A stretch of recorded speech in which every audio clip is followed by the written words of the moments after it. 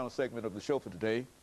We're talking to Mr. Matthew Walker Jr., and of course the topic is the Freedom Rides, and Mr. Walker himself was a participant in the Freedom Rides in 1961. And of course, Mr. Walker, you were talking about that your voyage on the bus itself. Let's pick up at that point.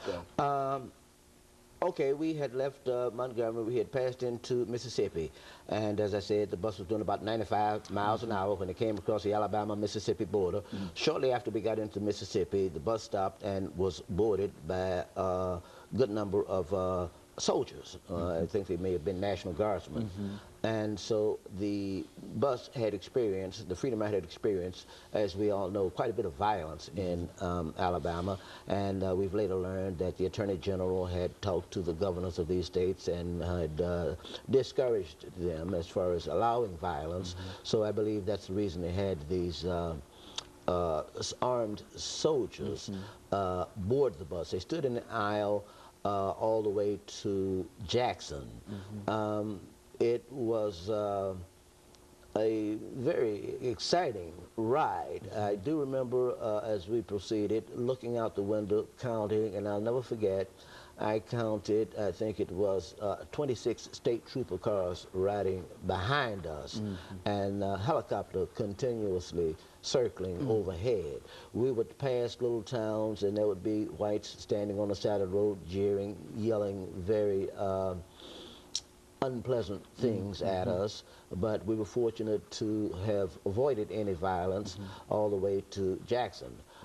When we got to Jackson, we walked into the bus station, and as soon as we walked into the bus station, we were escorted to the waiting paddy wagons from the Jackson police.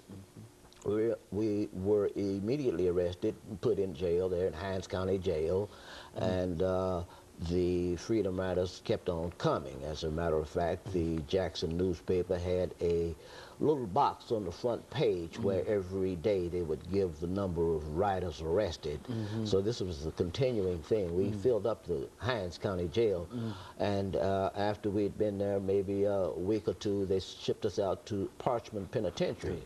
Parchman was notorious for its unsavory atmosphere, and we knew that when we got to Parchman that things would be more difficult. Our introduction began with, of course, a strip search. You had to take a shower, then you were interrogated. And the interrogation was such that you were sat in a chair surrounded by police, and if you answered without saying sir, you were immediately struck across the head with a billy club. Some of the riders were beaten up pretty badly at this stage, simply because they failed to say yes sir or no sir. We were dealt with rather harshly by the guards while we were in jail, and as a matter of fact, things got to the point where the lawyers complained to the Justice Department, and they finally, I think we may have been there for several weeks. I mean, we're talking 40+ years ago, and my memory's not perfect, over 40 years. But I think we stayed at Parchman for several weeks, and we were finally released, rode back to Nashville on the train. One or two things that I do remember about the Hinds County Jail and the trip into Jackson, which I feel I should mention, is that on the way, once we got into the city of Jackson, of course, with the big police escort and so forth, everybody knew this was a bus full of Freedom Riders. The reaction of the whites was hostility. They would yell things and so forth. And the black people were so happy to see us. You could see them waving, and some of them were actually crying because they were just so moved that somebody would come down there and try to do something about the situation.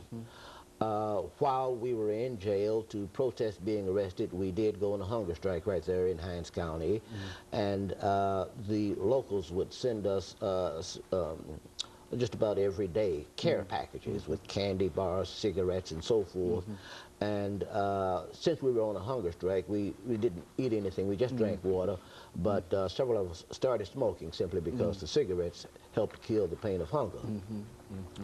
The conditions in Mississippi were very oppressive at the time. I do remember one radio announcer making mention of how the Freedom Riders seemed to be so well organized and disciplined, and this fellow was an announcer on a local black radio station there in Jackson. Because of this favorable comment, he was immediately fired from his job from that radio station. There were other prisoners in the jail at Hines County, and I can remember another prisoner who was doing 7 years in jail for stealing a sack of chicken feed. So this is just something to give you some idea of the kind of society that existed there at that time. But one thing I should point out that there were on that bus quite a number of white people who participated with us, and the thing about it with them was in earlier instances when there was violence, the white toughs would single them out and treat them a little more harshly simply because they regarded them as traitors and so forth. But throughout the movement, there have always been whites who have participated just as fully as blacks, and I think this is one point that needs to be made clear. You know, when you think about the legacy, you know, you and others were a part of that movement, and we know that there are so many problems today, and you know, dealing with in the environment and so many other things. We also understand that you're also involved in this environmental racism kind of thing. Let's have you over the last few minutes to say something about that. Well, my involvement in the environmental situation is something that more or less came to me because I live in an area of Nashville called Bordeaux, and Bordeaux happens to have an unusual number of unwanted facilities. One of the terms in the environmental scene often used is LULU, L-U-L-U, which stands for locally unwanted land use. There are many locally unwanted land uses in Bordeaux, things you wouldn't find in comparable communities around the city. We've got prisons in Bordeaux, we've got a massive oil storage tanks, we've got a massive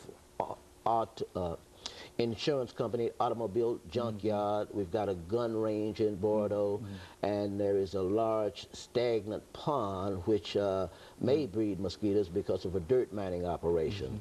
The biggest problem we have right now is that of a landfill. Bordeaux has been a site of dumps for the city trash for the past 30 years. This landfill applied almost 2 years ago now for a new permit which would allow it to operate not until 2008, but until 2018. This permit would also allow them to take, in addition to what they're taking now, construction and demolition debris, it would also allow them to take in garbage, household and commercial. It would also allow them to operate 24 hours a week. We are inundated with trash trucks as it is now. It would also allow them to use more space to deposit and bury garbage, and worst of all, it would allow them to operate an additional 10 years, that is until the year 2018. We've been successful to this point in having the Metro Solid Waste Regional Board deny this waste management landfill a new permit. The denial has been appealed by Waste Management. It's presently in Chancery Court, and we're looking forward to a ruling any day. We have retained legal help, and we are thus far able to say the permit has been denied. But it is possible the court will rule in favor of Waste Management and allow them a new permit. If that happens, we will have to appeal. If the court upholds the board's decision and denies a new permit to Waste Management, we expect Waste Management will appeal. Either way it goes, we're going to have to continue the legal battle. There's a legal battle associated with this. There is a legal battle associated with this. In recent memory, this is the first time any group in Bordeaux has gotten together to mount a legal campaign against a locally unwanted land use. A number of pre-existing neighborhood organizations have gotten together to form an umbrella group known as Bordeaux Beautiful Incorporated. Bordeaux Beautiful has hired and still has retained the services of an attorney, and this is how we've gotten to this point. But whichever way the court rules, we'll need more legal representation. We're asking people to help us continue the fight to see to it that Bordeaux is treated with the same respect as other parts of the city. We need your help. If at all possible, please send donations to Bordeaux Beautiful Legal Defense Fund, 511 Emerald Court, Nashville, Tennessee, 37218, and the telephone number is 615-256-71. And of course, we're near the end of this program. Let me thank you for coming by and giving us some excellent information. Let me encourage our audience to tune in again next week for another informative edition of Comments. Thank you and good morning.